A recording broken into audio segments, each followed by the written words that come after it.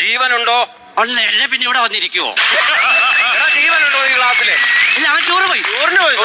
ജീവന്റെ അച്ഛൻ എങ്ങനെയുണ്ട്? ജീവൻ അച്ഛൻ എന്തോ പറ്റി? ഒന്നും പറ്റിയില്ലേ? ഇല്ല, ഒന്നും പറ്റാതിരിക്കാൻ ഞാൻ ജഗദീശനോട് പ്രാർത്ഥിക്കാം. അനന്തുണ്ടോ? പ്രസന്ന സാർ. എന്നോട് നേരത്തെ ഞാൻ പറഞ്ഞിട്ടുണ്ട് അത് ശരിയാക്കണോ? Present sir. സഞ്ചിത എന്തെങ്കിലും ഇട്ടോണ്ട് പോകാനാണോ? ഇവിടെ ഈ ക്ലാസ്സിലെ സഞ്ചിതയുണ്ടോ? സഞ്ചിത? സഞ്ചിതയല്ല. അതും ടൂറ് പോയി കൊടുത്തില്ല.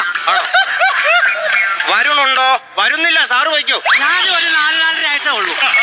വരുന്നുണ്ടോ ഈ ക്ലാസ്സിൽ? ടൂറിന് പോയി വരുന്നുണ്ടോന്ന് ചോദിച്ചേ. മഞ്ചരിയുടെ ലക്ഷണം പറയണ. നീ പറ. മഞ്ചരി നീ പറയണ. പാസ്. ഒരുവിധം പാട്ടൊക്കെ പാടും. ഒരുവിധം അല്ല, നല്ലപോലെ പാടും. പിന്നെ ഇച്ചിരി ജീവിക്കാനുള്ള ചുറ്റുപാടൊക്കെ ഉണ്ട്. പിന്നെ കാണാനും വലിയ കുഴപ്പമില്ല. പാട്ടുകാരി മഞ്ചരിയുടെ ലക്ഷണമാണ് ഞാൻ പറഞ്ഞത്. ഭൂമിയുടെ 3 അവസ്ഥകളുടെ പേര് പറ. അപ്പൊ പിന്നെയും പാസ്. നീ എല്ലാം കൂടെ എന്നെ നെഞ്ചത്തോട്ട് സംസാരിക്കാതിരുന്നു പറയാം. രാഘവം. രാഘവനോ? രാഘവനല്ല, ഹരം രാവകം. 3ാമത് ഒരെണ്ണം കൊണ്ട് അതിന്റെ പേര് പറ. അതെനിക്ക് വാതകമല്ല.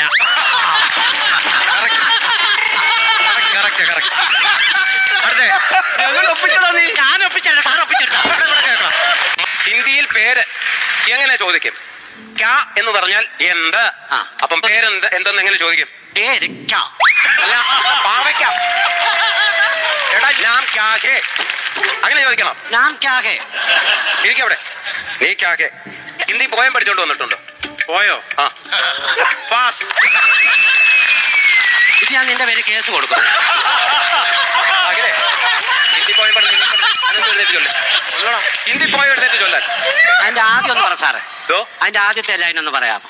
ആവോ മിൽക്കർ ഗായേ ഗീത് എന്നൊരു പാട്ട് പഠിച്ചിട്ടുണ്ടോ? ഉണ്ട്. ആവോ മിൽക്കർ ഗായേ ഗീത്, ഗായേ ഗീത് ബെടായേ ഗീത്, ഗായേ ഗീത് ബെടായേ ഗീത്, ആവോ മിൽക്കർ ഗായേ ഗീത്. നാരായണ ജയ നാരായണ ജയ നാരായണ ജയ നാരായണ ജയ. എന്തിനാണെന്നറിയാമോ?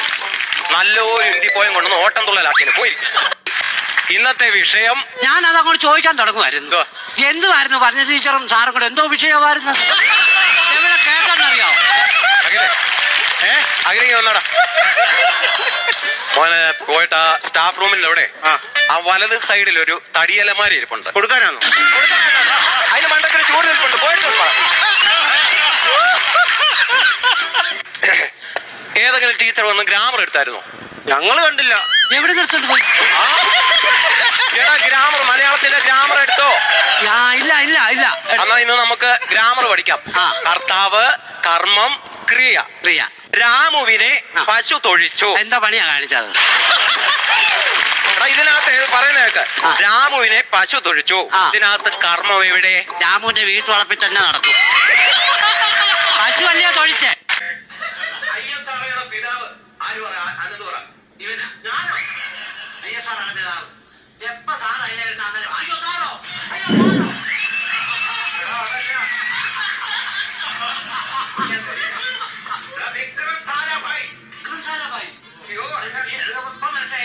ഈ ഭാര്യമാരൊന്നും നമ്മൾ ഉദ്ദേശിക്കുന്ന പാർട്ടികളെ കഴിവുള്ളവരുണ്ട്. താജ്മഹൽ പണി കഴിപ്പിച്ചത് ആർക്കു വേണ്ടി? മുംതാസ്. അതിന്റെ പിന്നിൽ പ്രവർത്തിച്ചത് ബിന്ദാസ്. അതിന്റെ പിന്നിൽ പ്രവർത്തിച്ചത് ഷാജഹാൻ.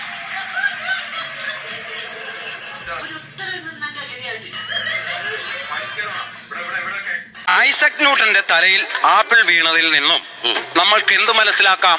കായ്ഫലമുള്ള മരത്തിൽ ചോട്ടി അങ്ങനെ പോയി ചിന്തിച്ചിരിക്കരുത്. എന്ത് മനസ്സിലാക്കാം എന്ന് ചോദിച്ചു. പരീക്ഷണം കണ്ടെത്തിയില്ലയോ?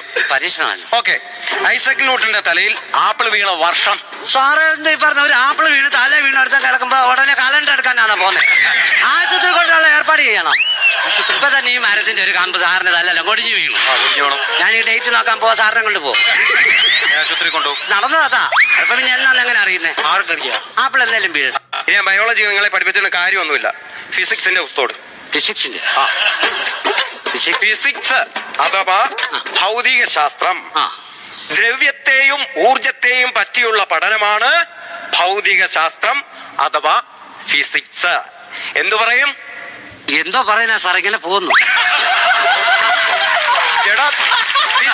പറയുമെന്ന്. ആര് പറയും? ഞാൻ പറയുമോ? സാറ് പറഞ്ഞാൽ മതി. പിന്നെ ഞാൻ പറഞ്ഞതേ കാണത്തുള്ളൂ.